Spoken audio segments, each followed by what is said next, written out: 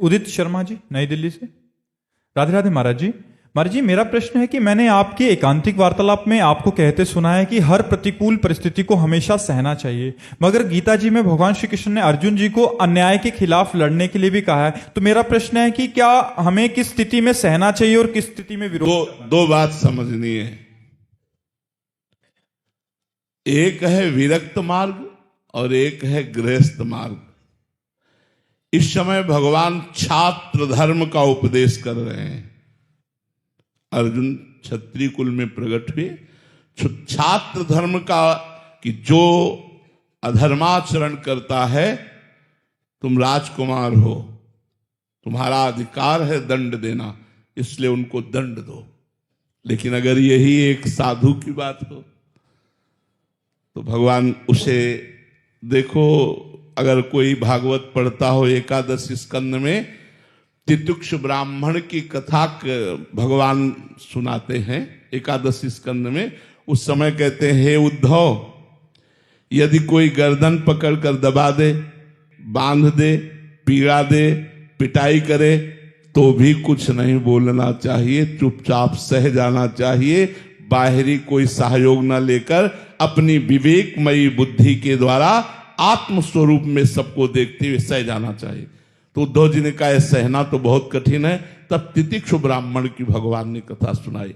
जब हम विरक्त मार्ग का अनुसरण करेंगे, भगवत मार्ग का अनुसरण करेंगे, तो क्षमा, उमा संत कह यही बड़ाई, मंद करत जो कलय भलाई।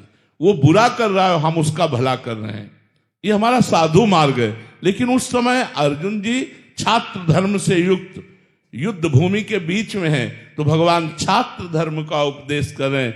और जब ज्ञान मार्ग का, भगवत मार्ग का उपदेश होता है, तो ये क्रूरा पापिनो न च सताम संभाष्य दृश्याश्च ये सर्वान वस्तुतया निरीक्ष परम स्वाराध्य बुद्धिर्मम।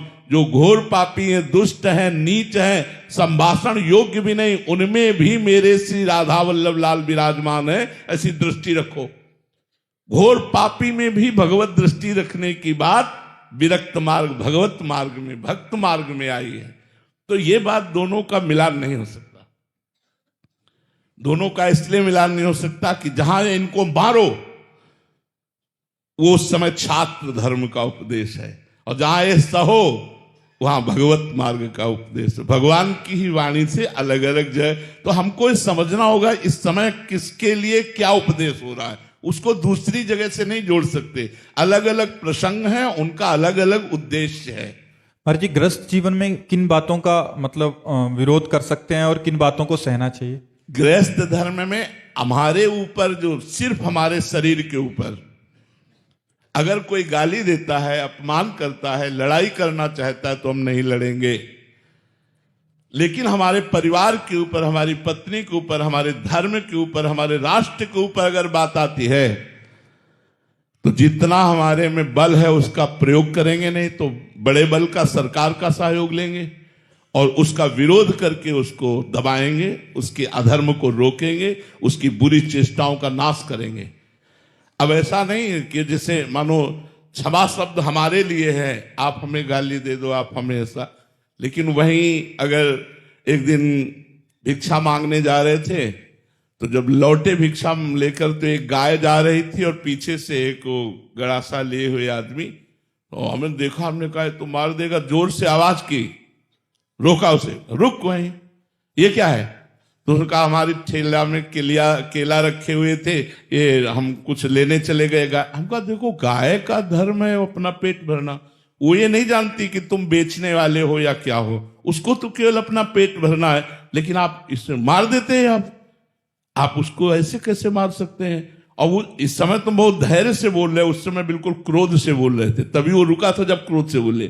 कितने रुपए तुम्हारे केले, अभी हम व्यवस्था कर देते हैं, आप ऐसा।